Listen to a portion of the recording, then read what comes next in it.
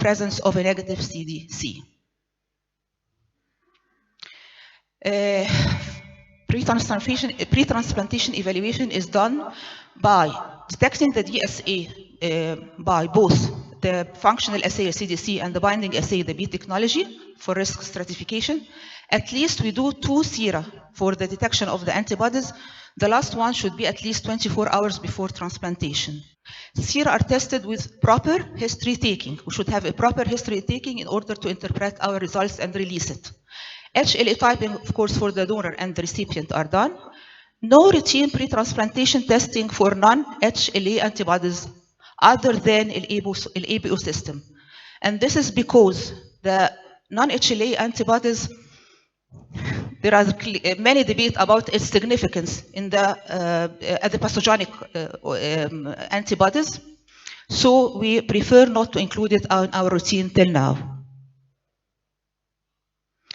The formation of post-transplantation antibodies or de novo takes about 3 to 68 months. Also, the timing between the appearance of the de novo antibodies and the graft dysfunction ranges from months to years.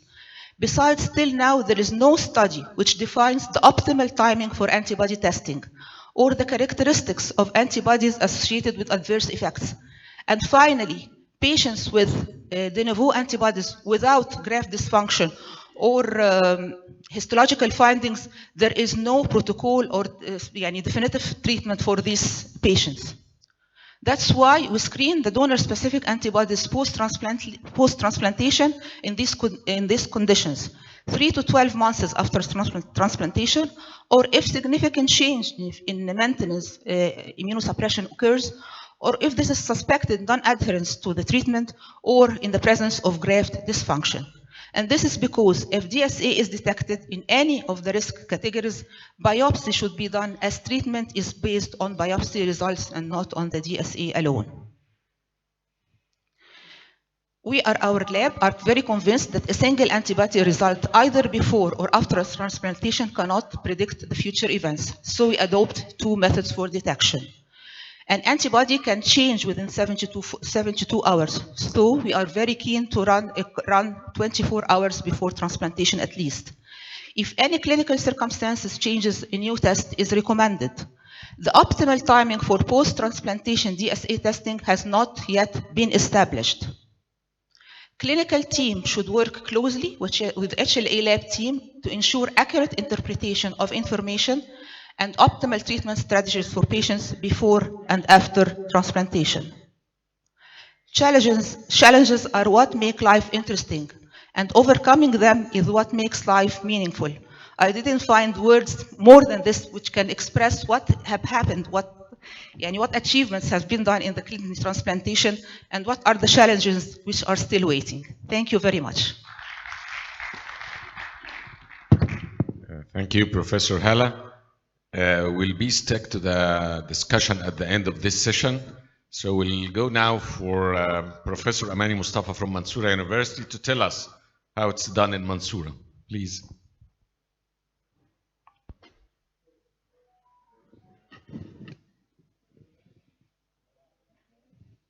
Bismillah ar-Rahman ar-Rahim. First, I want to thank the organizing committee, especially Dr. Magdi Sharqawi and Dr. Madhat Askar. I will start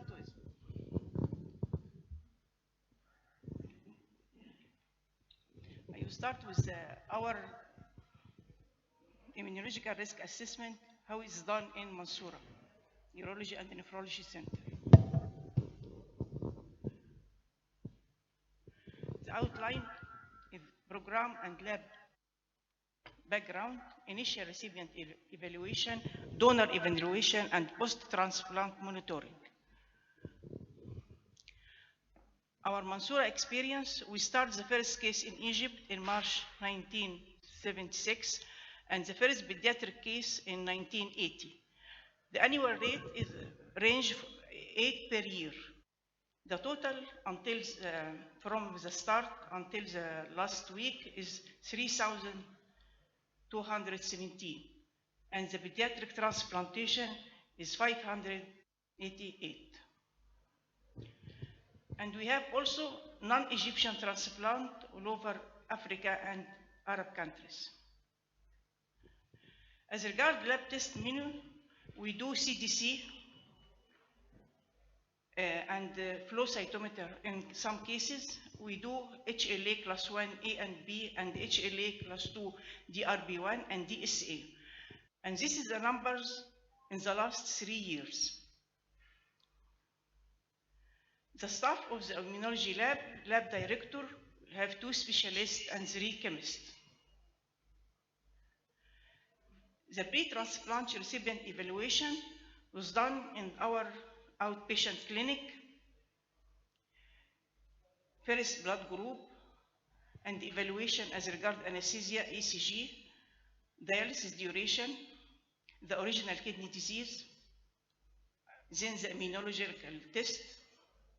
And at the lab, we do all the tests: urine analysis, culture, Zeal-Nelson, PCR for TB, coagulation profile, liver function, and viral profile, radiology test, and endoscopy.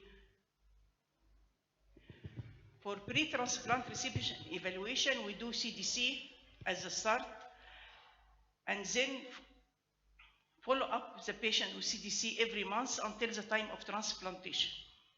We do flow cross-match in certain cases for second transplantation or for query positive CDC.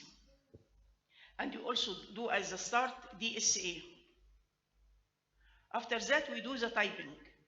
We have HLA typing high resolution, HLA DRB1 Inoliba, and this is accredited by CAB, Inoliba HLA plus, Inoliba HLA B plus, and Inoliba HLA DQP1.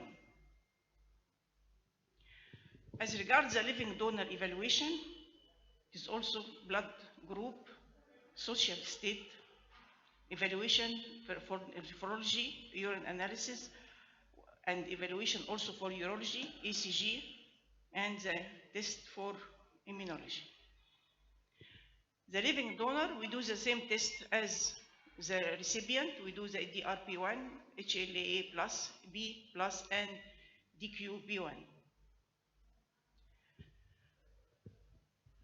We follow the patient with cross-match and DSA every month until the time of transplantation. And we do 48-hour DSA and cross-match before transplantation. Post-transplant monitoring, we do DSA with renal biopsy whenever it's indicated. And this is our application, the last one, renal transplantation in Mansoura, Egypt. Is all our team in transplantation. And this is graph observation period per year, 20 years, against actual survival rate, graft and patient survival rate. The risk factor in univariate analysis, we show that the class 1 mismatch is highly significant, and also the class 2 mismatch. And this is the multivariate analysis. Another application is impact of therapeutic dose monitoring of mycophenolic acid on the outcome of liver donor kidney transplant recipient, a prospective controlled study. In conclusion, this study unfortunately cannot give a sharp answer to this most fundamental question, so should MPA be monitored? The second one is the IL-10 gene polymorphism and the graft outcome in living donor kidney transplantation. Also, there is long-term prospective assessment of living kidney donor single-center experience.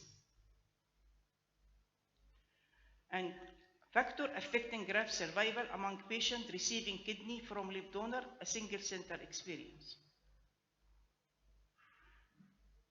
And this paper is a letter, post-transplant anemia, treatable multifunctional pathogenesis and negative impact on graft. Post-transplant anemia is a prevalent treatable risk factor for many of the post-transplant comorbidity, such as rejection and cardiovascular complications. A vascular bone necrosis of the femoral head after renal transplantation. We saw that the serum cystathine C was found to be better than serum creatinine. And finally, I would acknowledgement, I have honor to start my career with our professor and the lead of Foundation of Kidney Transplantation at UNC, Dr. Professor Mohammed Ghanem. I start my career with him as 1982. And also I would thank Professor Mu'mina Kamil, who taught me the first knowledge in tissue typing. And I would like to thank my late Professor Farha Shinawi, who guided me and support our immunology lab in Neurology and Nephrology Center. Thank you. Thank you, Dr. Amani, for this illustrative talk. And now go to the next talk by Professor Mustafa Naqib, how it's done in the military hospitals.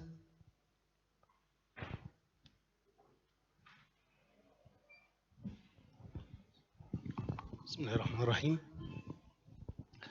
I would like to express my gratitude for conference members and especially Dr. Professor Medhat Askar and Professor Magdi Sharqawi for inviting me and invite my team, transplantation military team.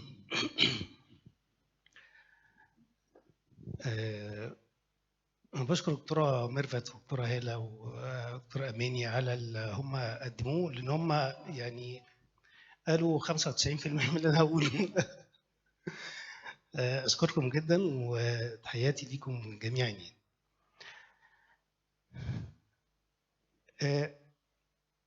This is my work or our work in military labs for transplantation.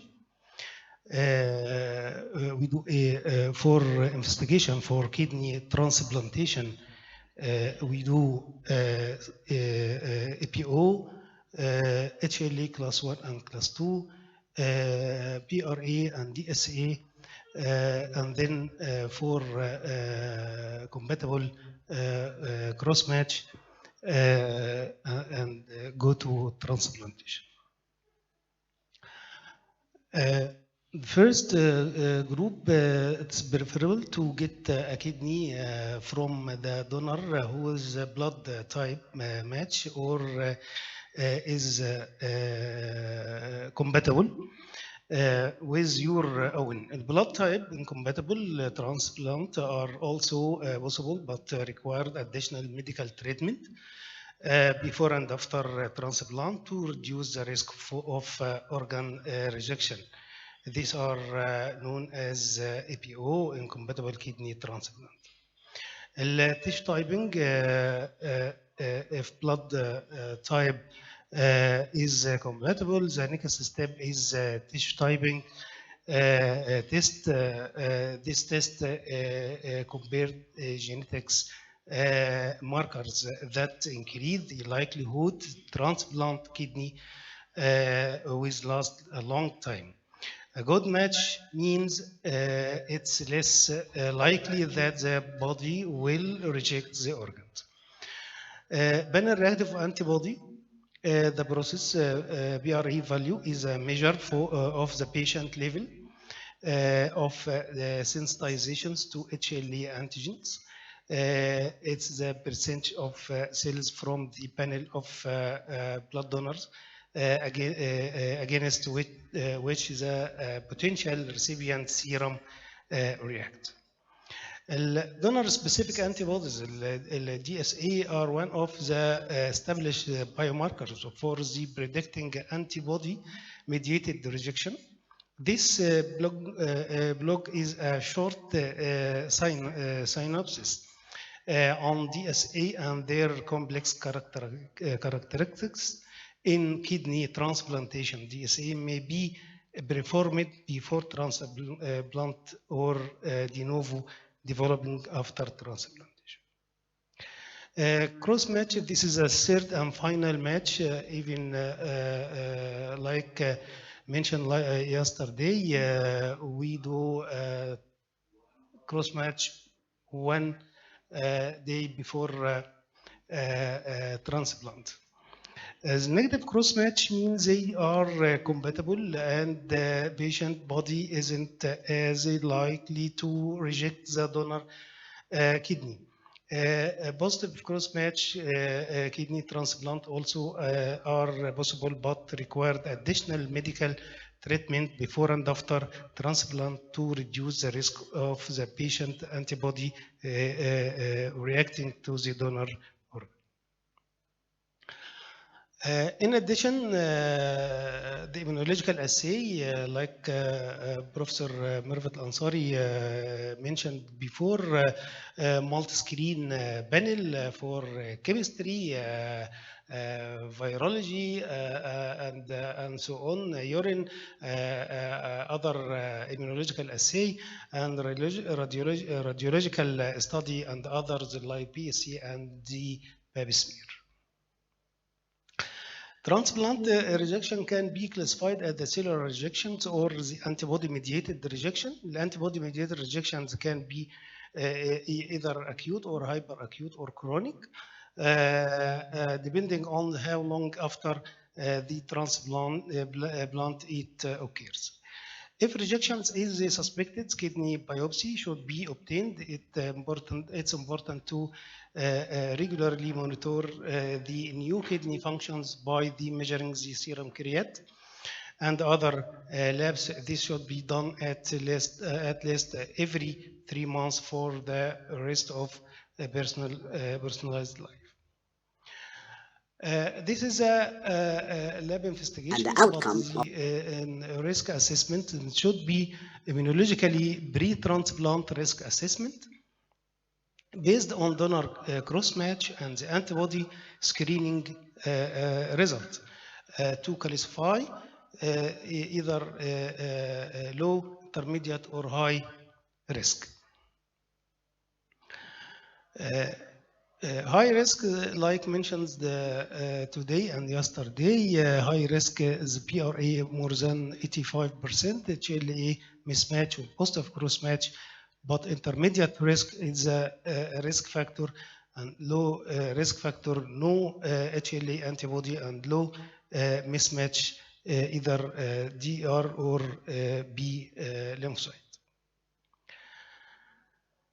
This is paper talk about the few conventional risk factors. It means critical and should always be taken into account, notably the presence of the HLA antibody dependent of the DSA and HLA mismatch, particularly DR, QR mismatch, DQ mismatch.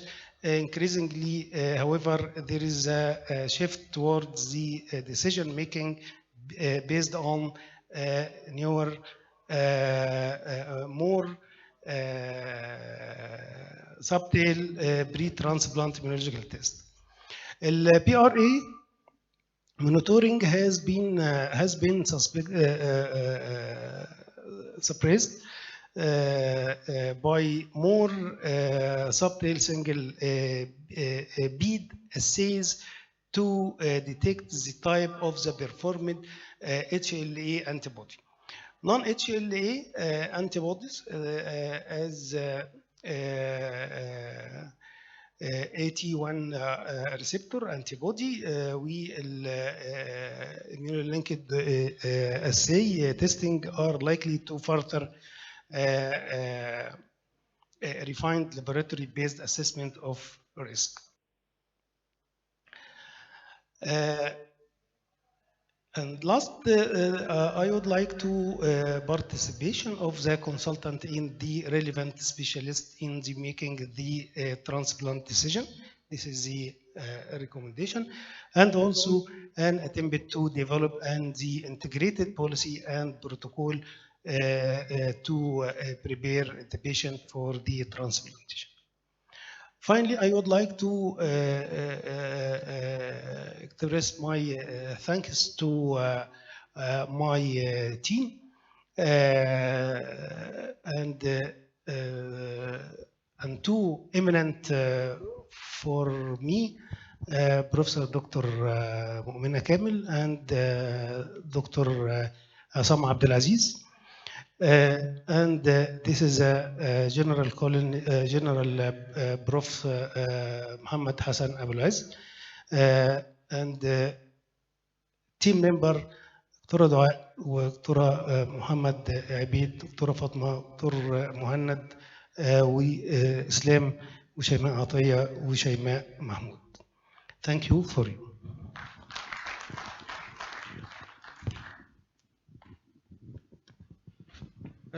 Now we move to the last presentation in this part of the session with Professor Medhat Askar, and an international figure giving an international view how it's done in Baylor University down in Dallas, Texas. We're expecting a very interesting and a little bit of difference from how it's done here in Egypt. Thank you very much. And just as a disclaimer for the beginning, when I'm presenting this, I'm in no way suggesting that this is the best way of doing things and everyone should leave what they are doing and switch to doing this. This is just, I would say this is representative of common practices in many labs in the United States. So just to look how we do things over there. And it's just, in my mind, this is not about running tests. I always tell people working with me in the lab, we are not in the business of running tests. We are in the business of answering clinical questions. We are in the business of supporting clinical decision making.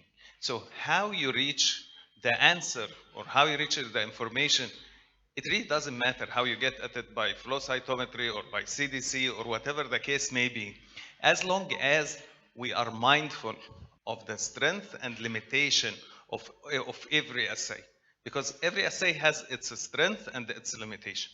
As long as we are mindful of that, we can choose from what's available nationally and what is affordable and all these things. Okay.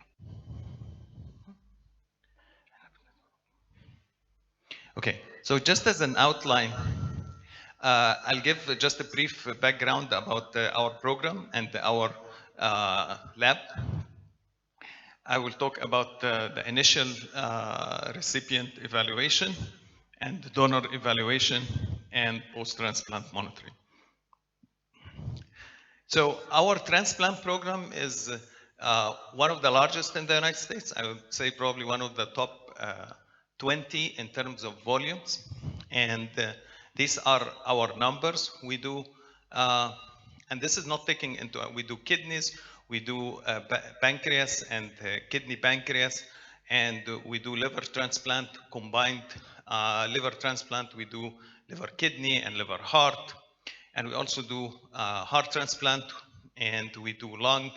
And we are actually the world largest, I didn't include this because this could be a talk by itself, we're the world largest uterus transplant program. We have done thus far about 30 uterus transplant. We have successful 18 pregnancies. So it's really something remarkable we can talk about. And also we do bone marrow transplantation. We do about 50 bone marrow transplants a year. These are monthly averages of the test. We do flow cross matches. We don't do CDC. And for our flow cross match, we treat our cells by pronase. And we support the cell processing lab as well. So we do CD34 enumeration and CD3 enumeration. And we do antibody testing. And actually for antibody testing, we have two distinct orders for this. We have the initial evaluation order. It is exactly the same test, and it's a class 1 and class 2 single antigen beads. And the turnaround time, the reason we make this distinction, because the clinical need. So if you are doing initial evaluation for patient, there is really no rush to get the results. If you get the results, our regular turnaround time is about 7 days. So it's perfectly fine to get antibody testing on initial evaluation within 7 days. But if you are having a patient who is suspected of rejection and you want to initiate rejection, then we have the results same day. So our way of knowing, so we do almost equal split between antibody testing pre-transplant and post-transplant. And for the second half, the 350 tests a month for post-transplant DSA, we have the results same day. And for this, I remember something actually very interesting about this. Before I moved to Baylor, I was in Cleveland Clinic. And I went and they had the antibody testing, I think was everything. They didn't make this distinction. This is something I learned while I was in Cleveland Clinic. They released everything because they couldn't tell what is what. So they released everything within a day. And the bone marrow program director called me and said, Medhat, I want the results in 3 days. And I asked him, what do you want to do with them in 3 days? And he really didn't have a clear answer. He just thought 3 days is a good thing.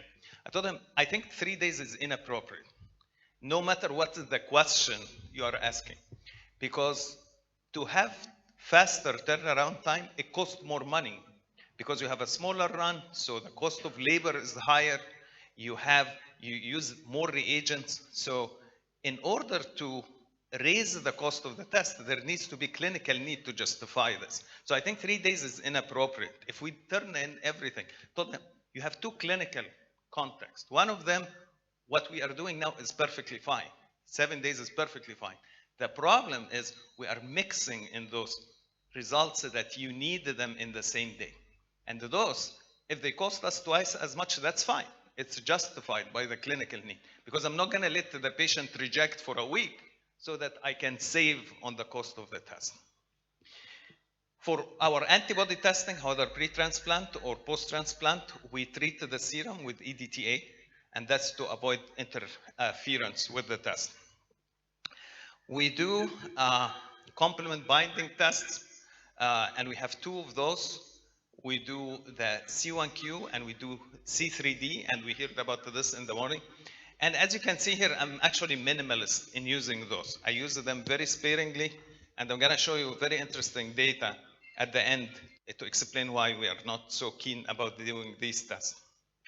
We do about 200 typings in a month, and all our typings are by next generation sequencing for 11 loci at allele level typing. So we don't necessarily need allele level typing at 11 loci in every case. Definitely if you are not transplanting across HLA identical sibling. But for us operationally, because next generation sequencing is a high throughput technology, the more tests you perform, the lower our cost.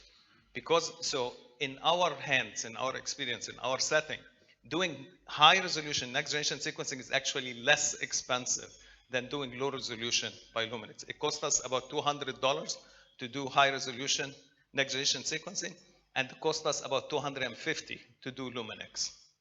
So it actually was a big saving when we switched. We do non-HLA antibodies, we do MIC-A typing, we do KIR, we do pharmacogenomics, and you can see the numbers really are not as much as I would like them to be, but at least we are trying. We do chimerism analysis, and actually our chimerism testing, we do it by next generation sequencing as well. And if you have next generation sequencing in place, it's far more superior to do it by next generation sequencing. And actually, we just published an article a couple of months ago about the advantages of using next generation sequencing in chimerism.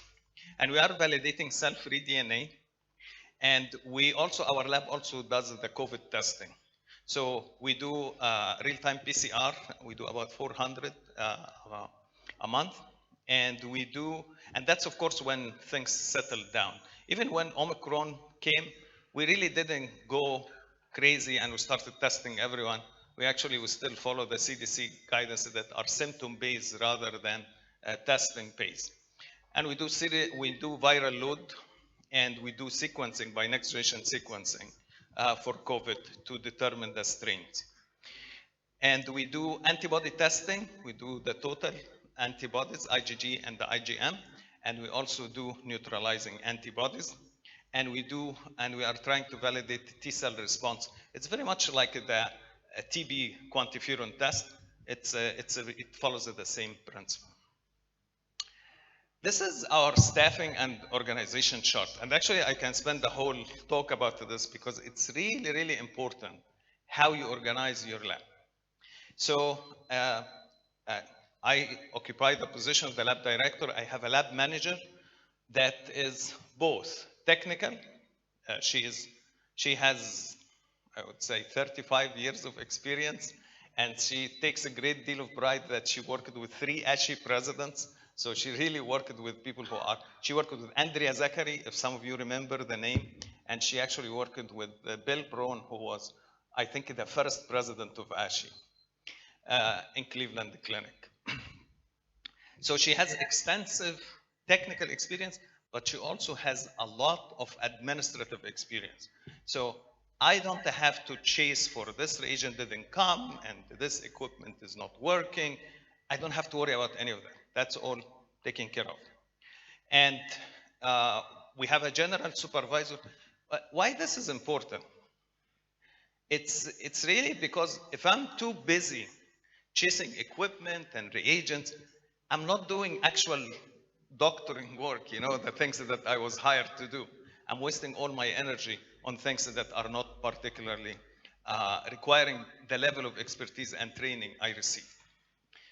And then we have general supervisors that is focused mainly on technical day-to-day operation, who's running which test, how they are performing it.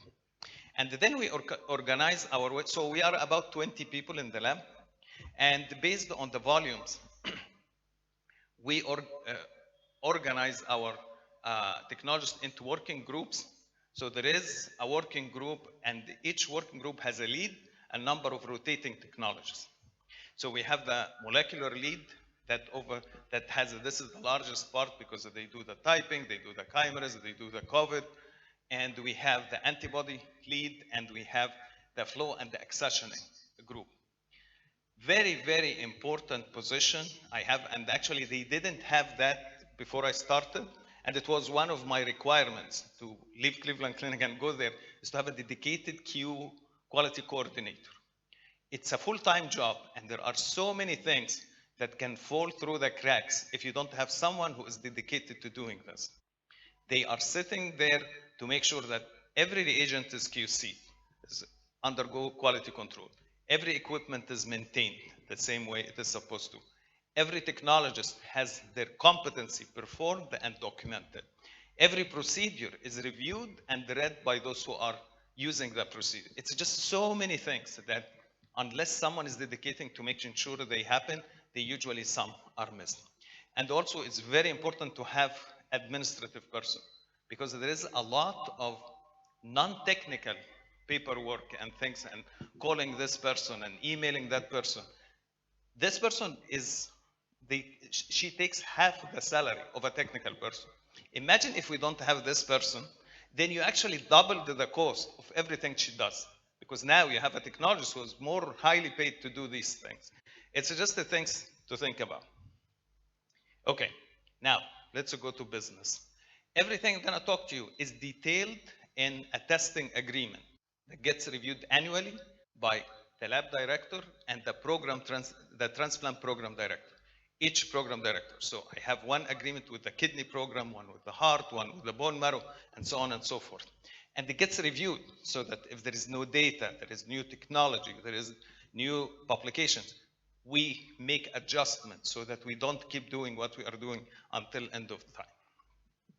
As I mentioned, we do high resolution typing for 11 loci for the recipient. And the goal of doing this is to assess donor HLA matching, because we agree that there is a value of having a higher level of matching. And to confirm HLA antibody reactivity pattern. And this is something, we really don't take the results at face value. We're very critical. So it is not that a bead is giving 1,000 MFI, this means the antibody is present. It's not that simple. There could be false reactivity. And also, there could be antibody that is reacting at 950. What do we do about that? Is it positive or negative? So that's why I say we are not in the business of running tests and reporting reports. It's really, I have to look at the results and make a conscious decision. Is the antibody present or not? And in order to do this, if the background is very high, then everything's going to be very high. So many things that are negative going to be above 1,000. In these instances, it's very important I know what is the HLA antigens of the patient, because anything below that, if the patient's own antigens are 2,000, then really the test become non-informative. So this is really critical. And then we do HLA antibody testing by Luminex based single antigen beads. And we do this on initial evaluation, and we do it annually, and we do it 1 to 2 weeks post-sensitizing events. So there is really a couple of things here. There isn't consensus in the community on neither the histocompatibility community nor the transplant community. And I was part of the STAR committee that looked at the literature. So there isn't literature to tell us whether to do testing in after 3 months, after how often you evaluate, after a year, after 6 months. So I would say many centers do it between 3 months and 1 year. And the other thing is, do we screen everyone? So the single antigen beads are more expensive than the screening beads. So there are 2 schools of thought. Do we test everyone by screening? And those who come positive, we do them by single antigen.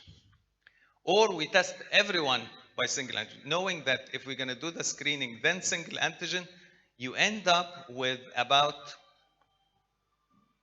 40 to 60% of the patient, based on your patient population, having 2 tests. So that adds to the cost. And also you increase your cost of labor, which in the United States is more expensive. So here the calculation might be different because the labor here is not as expensive and the reagents are more expensive. So taken together, we decided that we're going to take the route of doing everyone by single antigen.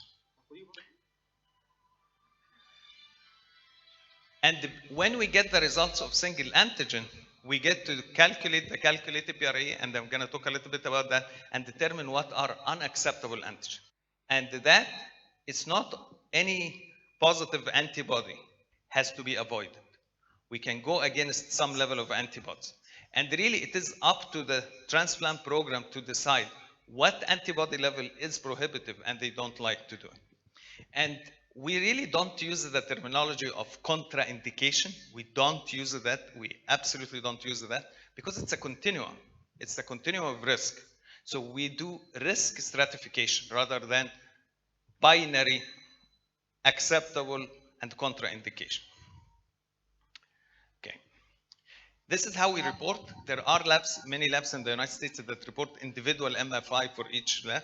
I think that's absolutely unacceptable because these tests are not cleared. These tests, by the way, are not FDA approved.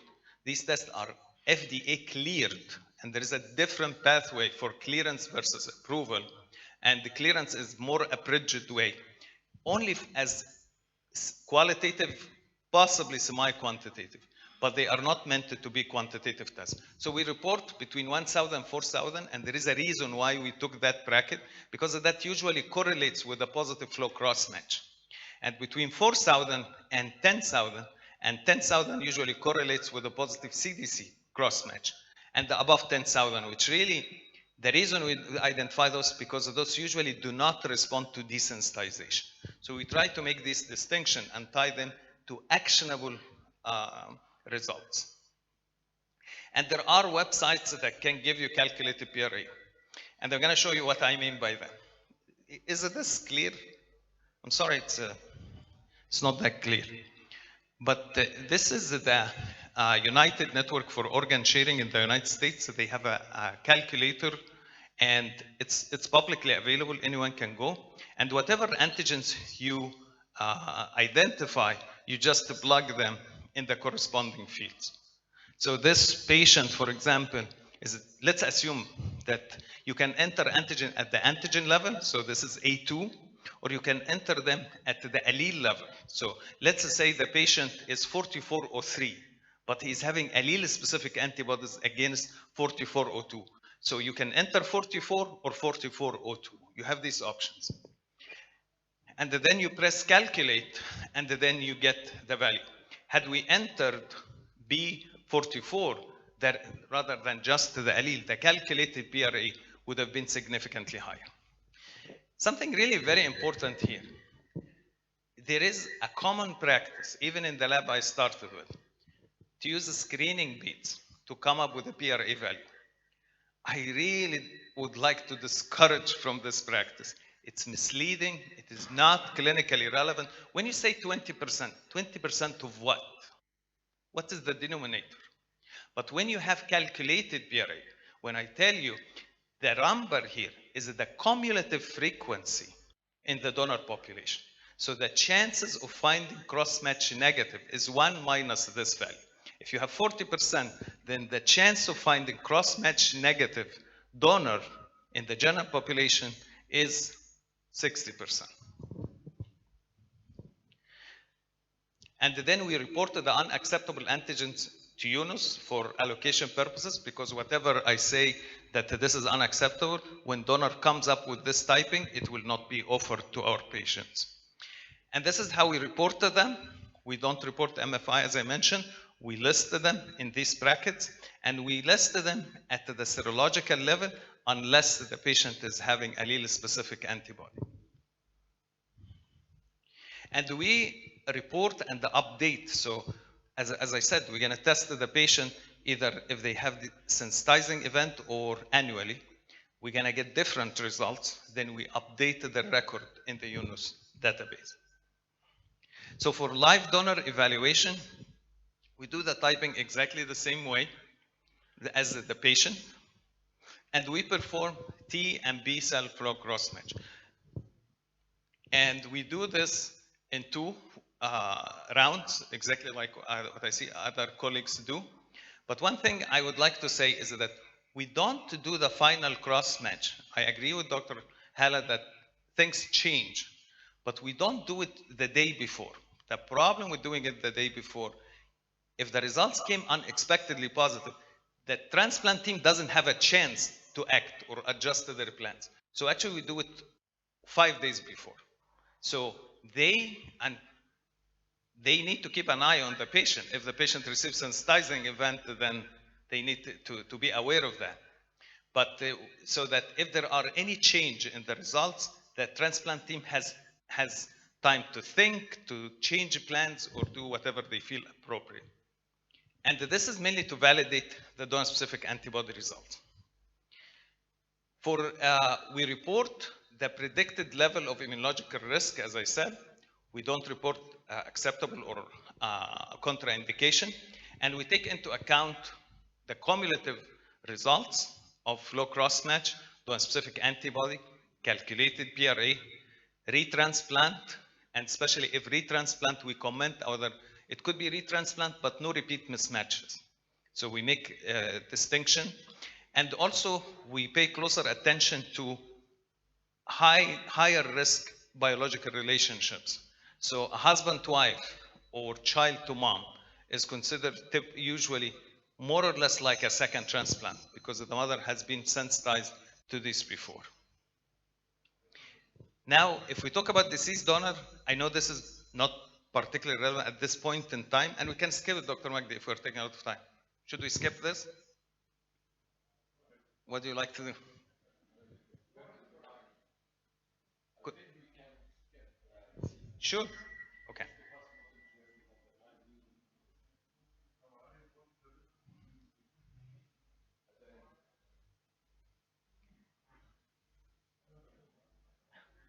So now we'll talk about post-transplant monitoring. And dedicated antibody order, as I mentioned, trigger the same day reporting. HLA antibody testing by Luminex is based on single antigen beads. And we report initial and positive negative. So when we do the initial post-transplant monitoring, we usually don't report to the MFI because it is not informative. But when we are doing serial monitoring, we say we report to the closest southern MFI because that's the level of accuracy. It is not that accurate. And we say whether it is going up or going down or staying the same. And when you approximate it to the level, the closest southern, now you really can see if there is significant increase or significant decrease beyond the level of variability of the assay. Because if you are monitoring 734 versus 820, it may seem like it's going up, but if you do it, it will go this way. And we do consequent to donor-specific antibody, we approximate and comment on trends compared to the historic sample. Negative donor-specific antibody in the context of strong clinical or histological suspicion of antibody-mediated rejection, we consider non-HLA antibodies. And we offer additional testing that is not required by the testing agreement. So the testing agreement, everything in the testing agreement is required. If they want to deviate from it, they have to have a deviation report. But these additional tests I'm going to mention, they are not required. They can do it or not as they see appropriate. So we do additional HLA typing, antibody testing, like the phenotype beads, which has constellation of all the antigens. So each bead, instead of having a single antigen, it has what looks like an individual typing, 2A loci, 2B, 2C, 2DR, and so on. And we do C1Q, and we do C3D, and we do immunoglobulin subclasses. And we do non-HLA antibodies, AT1R, EATR, and MIC-A, and the endothelial antibodies we send out, because of the reason we don't do that many of it, and really it is not cost effective to do it. So it is not that it's complicated, it's just it is not worthwhile to do it. And we do pharmacogenomics. And just the last thing I would like to say about the C1Q. So there is data, I think, and immunobiologically, it is plausible that complement binding antibodies are more deleterious than non-complement fixing antibodies. I think most fair-minded people would agree to that. The question is, how reliable is the C1Q test that we are using in really distinguishing complement fixing versus non-complement fixing? This is really a very interesting study. It is not new, it's from 2015. But people choose not to look at it because it's uncomfortable to see what's in this study. What they did, they looked at the complement fixing and the C1Q positive results, and they correlated with very high MFI. That's not surprising. But what they did when they diluted the serum and it became lower MFI, they became C1Q negative. And which really begs the question, are the antibodies that we're seeing are really categorically different, the C1Q positive versus C1Q negative, or it's just a function of higher level of antibodies? And they did even something even more interesting. They actually concentrated the C1Q negative antibodies. And guess what? They became positive. So really, we need to be very careful when we look at these assays and consider, as I said, it doesn't matter which assay we use, as long as we are mindful of the strength and limitation of these assays. And this is my team. This is my transplant immunology and COVID testing team, and this is my cell processing team. I'll stop here and thank you. Thank you very much, Professor Medhat, for your illustrative presentation. And I'm very happy actually to be in this type of meeting, because renal transplantation is a multidisciplinary team. And I hope we can do that with between surgeons and nephrologists, immunologists, pathologists, even nurses, because it's actually هي بتتحسب في الاخر على النفرولوجيست، لكن هو تيم كامل مع بعض. لو في اي حاجه وقعت منه بتعمل مشكله في القصه دي. وهو للاسف ان احنا الكلام ده بنناقشه غالبا في الميتنج بتاعتنا هنا، لكن يعني I hope ان يبقى في regular transplant meeting in each hospital او each center، وده صعب جدا انه بيحصل، لكن هو ده لو حصل هيبقى مهم جدا بري ترانسبلانت وبوست ترانسبلانت. واحنا اتكلمنا على الفيوز من عين شمس والمنصوره والارمي وتكساس، فيعني احنا هنوبن discussion. احنا قدامنا 15 minutes to move to the next session, so any questions will be answered by the professors who presented the lectures. انا عندي سؤالين. كان السؤال الاولاني هي كانت دكتوره ميرفت. The first question, Dr. Mervat said that when the donor, we should ensure that he doesn't get into nephropathy after time. So I have one time there was a patient. He's at the stage, and he have his brother is a donor. All of the family has had diabetes. They have diabetes. All the family have diabetes. His brother is still 20 years old. So the question was to allow him to donate, but he may be by the 30s or the 40s, he get diabetes. So we take. I need to know your opinion. I said said that we don't know. He's now not diabetic. He's donor. But it's a type 2 diabetes. Type 2 diabetes is He's not familial, so his donor is not diabetic, but I all know, the but family it's the members, family. all I the know. family members, the father, the mother. So your question is it contraindicated to Yes. transplant by this or not? It's well, I believe it's, from my opinion, it's a relative contraindication because it's a type 2 diabetes is a familial type, and you have to personalize or individualized. If this donor is obese, is not obese, what's his hemoglobin A1C like, and my feelings, I wouldn't transplant from a candidate or to potential be diabetic. a diabetic later on. So I said to it's them, a relative. So it's an individualized question. Yes, so when I work as in the COVID in patient, we found that many patients, when they start the steroid as a treatment, we found that many of them start to have to be a diabetic.